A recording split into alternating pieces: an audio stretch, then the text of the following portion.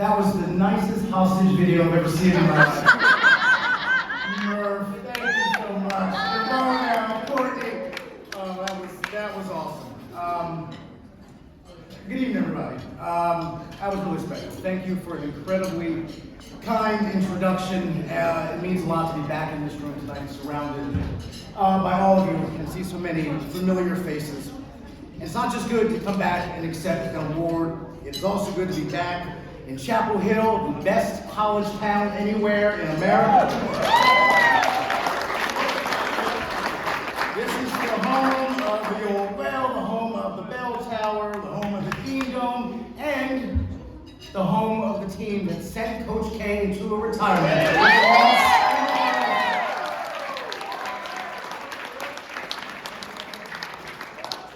And this season, moving on. This, of course, is also home to the DTH, an institution that I absolutely love and want to help shape and launch my career. This night is a celebration and a reunion, but also an investment in the future of an extraordinary institution. Thank you for rallying around this paper once again. We want future generations of Carolina journalists to join the paper and feel the same love for it that brought all of us back here tonight. As for me, I welcome to the DTH in the fall of '96 with the love of journalism and, of course, the ambition to become editor. But I never could have imagined then the twists and turns that my career would take or that they would lead to a night like tonight. I am honestly grateful for and humbled by this recognition, but at the same time, hope that my best days in this business and best work are still ahead. I hope to one day feel more worthy of this honor. But in this moment, I offer sincere thanks on behalf of my 44-year-old self, but also on behalf of my 18-year-old self, who walked into the DTH looking only for a job, but ultimately finding friends and fraternity, finding my passion and purpose, finding my call. And that is what makes tonight special for me.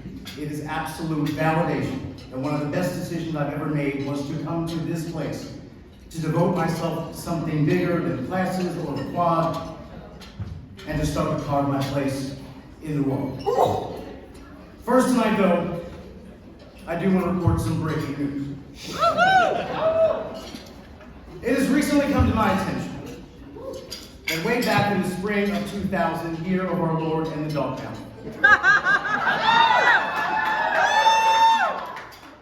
I was wrapping up my time as DTH editor, wrapping up my days here at Carolina, and I've just learned, accidentally, mistakenly, I may have packed up with me some DTH classified documents. It was an honest mistake. I apologize for putting national security at risk. So tonight, to General Manager Courtney Mitchell, I thank you for this wonderful invitation and the subpoena. After consulting with my lawyers, I promise you all by the end of this glorious weekend, I will have returned the following items. Number one, a complete dossier on the romantic life of former General Manager Kevin Schwartz.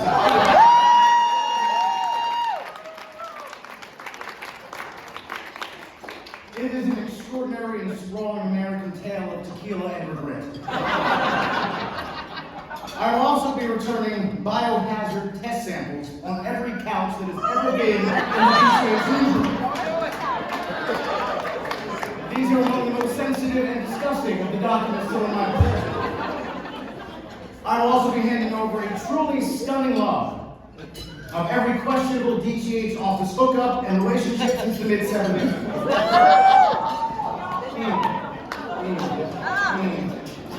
These files will also be turned over to student health for reasons the people involved already know.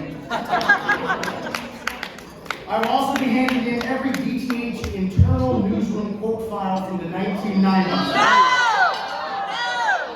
Not because that information is classified, but simply because there is not an HR department anywhere in America big enough to handle the gravity in those documents.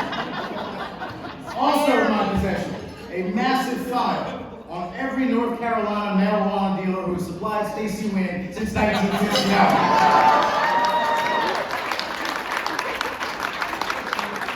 America's snack industry salutes you, Mr. Wynn. You are a national treasure. Lastly, I will be turning over DTH headline and picture that ever had the honor of being taped to the office door of legendary DTH business manager Lisa Leck. For many, many years, as a lot of you know, where is Lisa? Hello.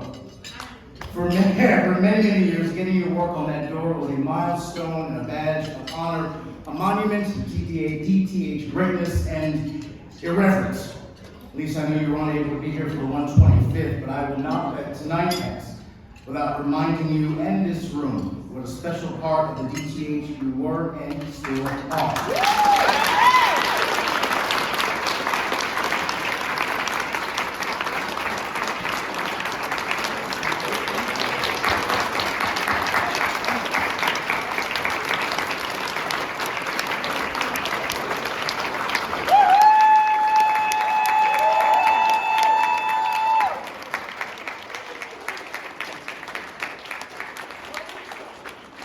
For so many years, you were the friend, the big sister, the cool aunt, the historian, the gossip collector, the therapist so many of us needed and trusted. You were the warden of our little asylum. Your loyalty to the DTH students and its alum runs deep, and we can't thank you enough. I know that office no longer exists. I know that door no longer exists. But please know that you occupy even better real estate, and that is in the hearts and in the memories of so many of us. Thank you for being here tonight. Thank you for being here for DTH always.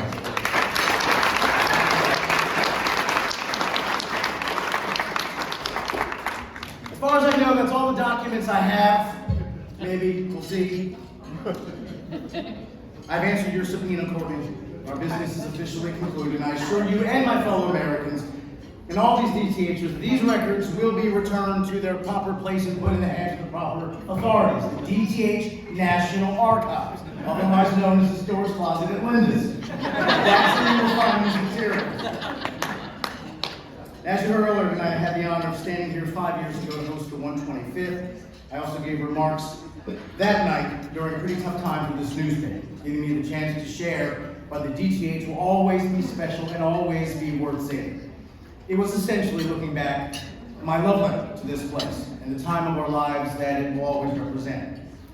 I stand by every word of what I said that night. 5 years later, I'll be honest, I stand here also as a different person, and in some ways feel like I'm standing in a different country. In those 5 years, I left a job in New York, moved to Chicago to take an anchor job with the startup national cable news network. There were very strong philosophical differences in the editorial direction of the project, and it was time to leave just a year later. We then moved to Scripps News in Atlanta, one of tonight's sponsors, where things are going much better, especially winter. Also in the last 5 years, I married my longtime girlfriend Jenny. We purchased our first home and welcomed 2 beautiful, healthy baby boys into the world. Gabe, who's now 3, and Ryan, who's turning 1 month old.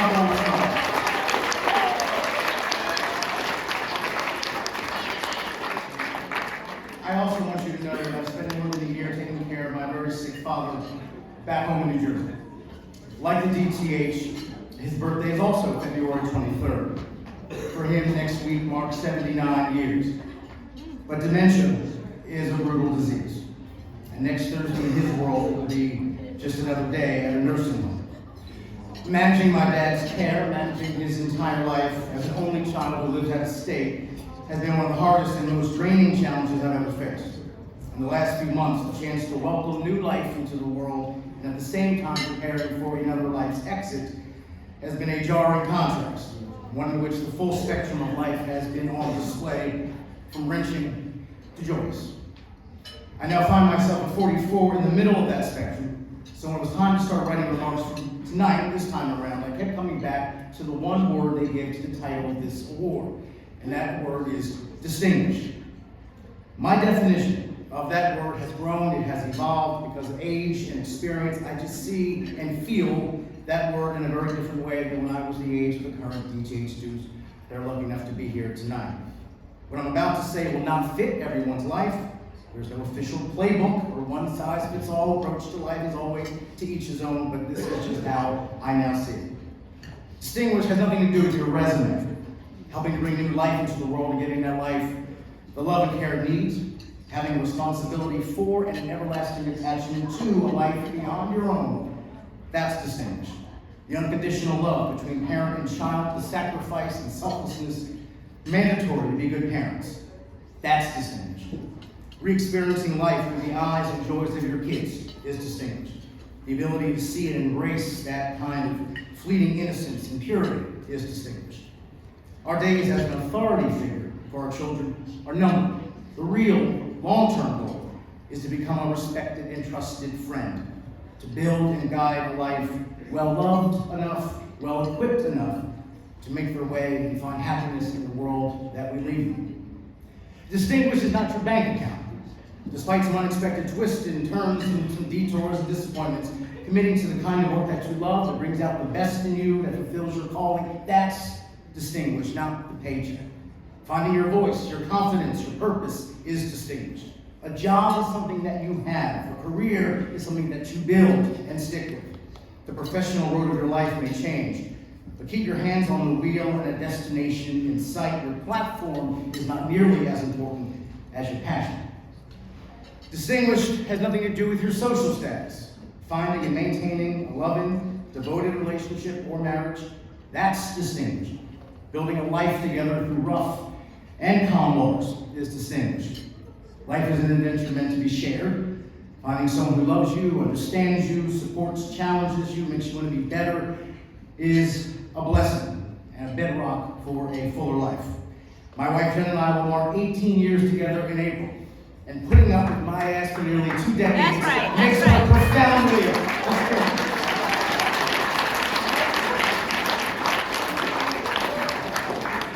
Life is short. Seek love, work to keep it. It will sustain, strengthen, and solidify. Distinguished is not about what you've accomplished, but rather what you have meant in the lives of others. Taking care of a sick loved one, especially a parent, is harder work than anything I've ever done in any newsroom. The eventual role reversal between parent and child must be accepted with grace, but with an unflinching sense of reciprocity. If you made the start of my life possible, the least I can do is to make sure that the end of yours is peaceful, cared for, dignified, and humane. Distinguished is facing the circle of life with your head and your heart all in. Distinguished is not about your followers on Twitter or your likes on Instagram. I deeply appreciate this award and this moment, but what feels the most distinguished is that I get to look out across this room and see so many familiar faces from my DTH days. Life somehow made our paths cross, and I'm surrounded tonight by friendships that now date back nearly 30 years. That makes me feel old, but it also makes me feel good. Your being here tonight means the world to me. I don't say it nearly enough, maybe even ever, but I love you. And I value your friendship and your loyalty and our history more than you'll ever know. Our ties still bind, and this night would have been empty for me without you. Friendships that last this long are distinguished. What we do at Linda's later will not.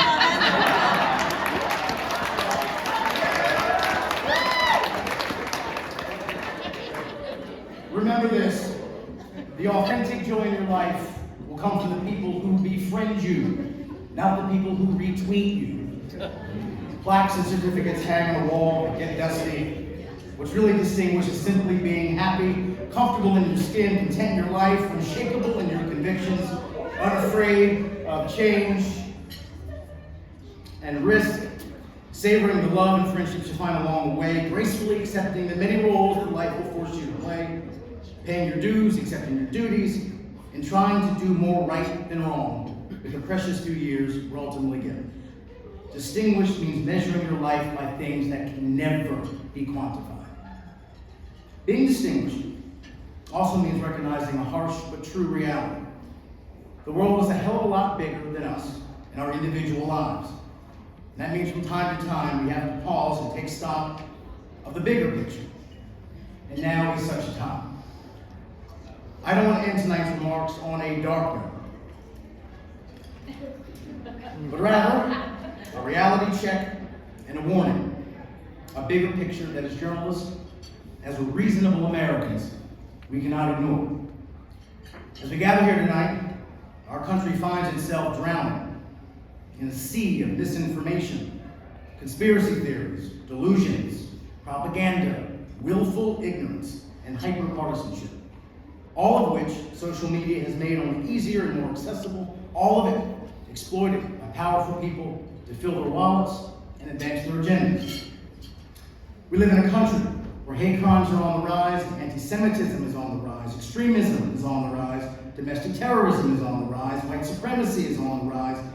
We live in a country where more people on both sides of the aisle believe that violence is an appropriate form of political expression. More people on both sides believe another civil war is coming. We live in a country where news you don't like is dismissed as fake, where the media are labeled as the enemy of the people. We live in a country where there is growing and overt distrust in the very institutions that define American life. The Department of Justice, the FBI, the police, the media, the Supreme Court, the presidency itself, the election system itself. We live in a country where violent threats against members of our Congress are growing at an alarming rate, nearly 10,000 threats in 2021 alone. We live in a country where militia members are sitting in jail tonight, convicted in a plot to kidnap the governor of Michigan and other elected leaders because they did not like her pandemic policies. We live in a country where a candidate in New Mexico who lost an election allegedly paid other men to shoot up the homes of elected officials from the opposite party. One of the bullets tearing through the wall of a 10-year-old girl's bedroom. Authorities say the candidate himself took part in one of the shootings. We live in a country where in recent months extremists have targeted or shot up the electrical grids in Maryland, Oregon, Washington State, and even right here in North Carolina. Federal officials warning that their goal is to inflame racial tension, inflict economic harm, and quite simply to start a war by depriving fellow Americans of the basic necessities. We live in a country where a conspiracy theorist with access to a microphone now owes more than $1 billion in damages after claiming publicly that a horrific school massacre that killed 20 elementary school students was all a hoax. That their devastated, shattered parents were crisis actors. Despite extraordinary media coverage of the carnage in Connecticut, millions of that man's followers believed him then, and still do now. We live in a country where the case count and the death toll from COVID are the highest of any nation on earth, partly because we let red and blue outweigh medicine and science. Herd immunity was hard. Fact immunity came pretty damn easy. We live in a country where volunteer poll workers, thankless jobs in the trenches of democracy, are stepping down from their posts because of fears that their safety, their lives, could be on the line by working at a polling site. We live in a country where some candidates refuse to concede a race even when they legitimately lost, instead choosing to question the integrity of the election itself. We live in a country where counties in some states are refusing to certify elections because local officials don't like the results. We live in a country where voting restrictions are on the rise, but where evidence of widespread voter fraud does not exist. All of it leading to distrust in democracy itself, in an already bitterly divided and partisan country. We live in a country where a man armed with a knife and a gun showed up near the Maryland home of Supreme Court Justice Brett Kavanaugh, admitting he'd flown there across the country from California to kill the justice. We live in a country where the wife of a Supreme Court justice actively challenged the outcome of a free and fair presidential election, while her husband still rules on cases related to that election, and does so without any serious ethical reforms or repercussions. It's the same Supreme Court that has shown long-time precedent is not binding, that whatever has been done in America can then be undone. We live in a country where a newly elected member of Congress has brazenly and provably lied about nearly everything related to his professional and personal life, and again, no serious repercussions. We live in a country where election deniers, yes, did lose a few high-profile elections back in November, but several of them still won seats in the U.S. House. The same body, of course, that will gather again to certify the presidential election less than 2 years from now. We live in a country where a clearly deranged man broke into the home of the Speaker of the House, the third in line to the presidency, and when he could not find her, bludgeoned her 82-year-old husband in the head with a hammer. Some politicians called the attack a horror and an outrage. Others used it as a punchline.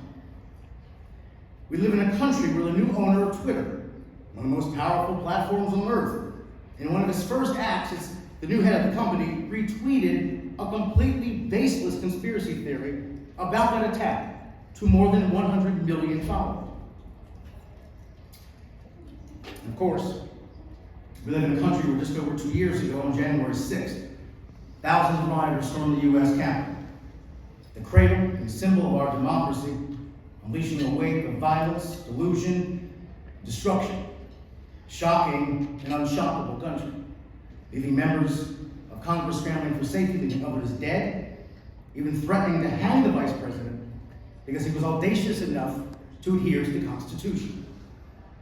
All of it fueled by lies and hate, all of it designed to overturn a free and fair election, all of it, ironically enough, in their perverted understanding of law and order.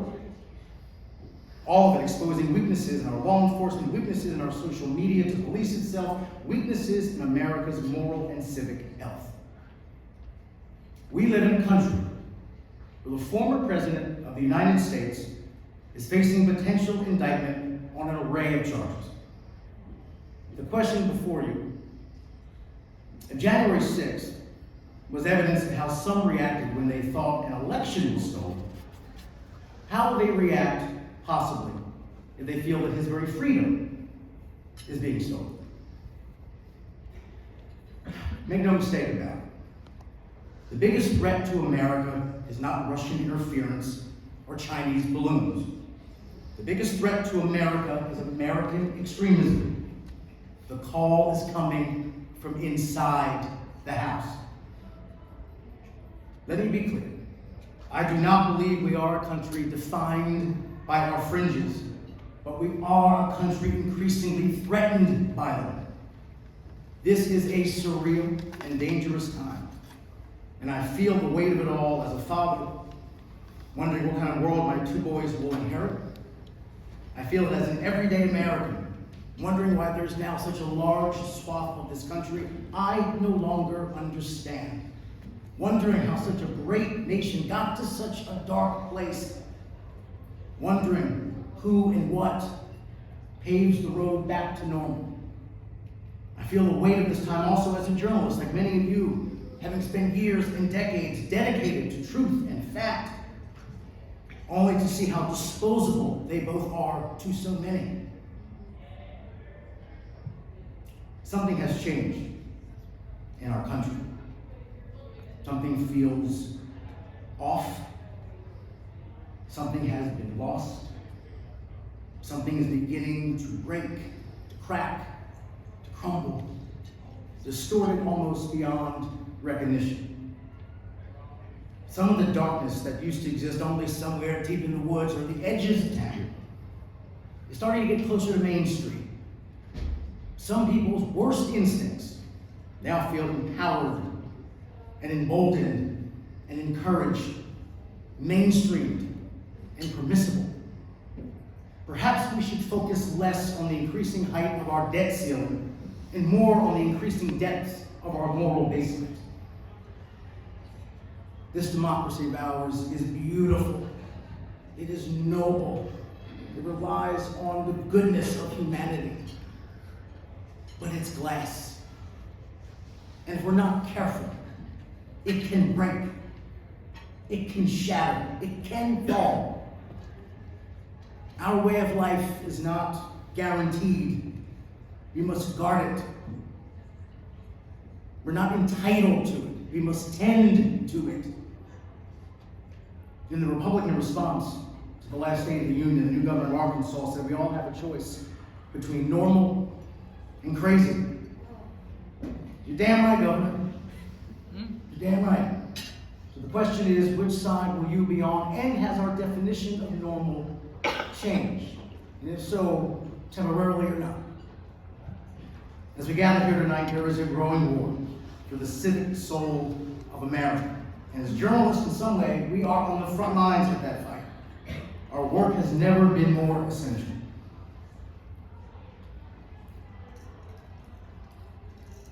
To the current students of the DTH, I don't highlight these disturbing snapshots of our country to dampen the celebration or your outlook on the future. I just want you to all to please remember that you don't work for a newspaper. You don't work for a TV station. You don't work for a website. You don't work for your boss. You work for the sanctity and survival of democracy itself. You are patriots.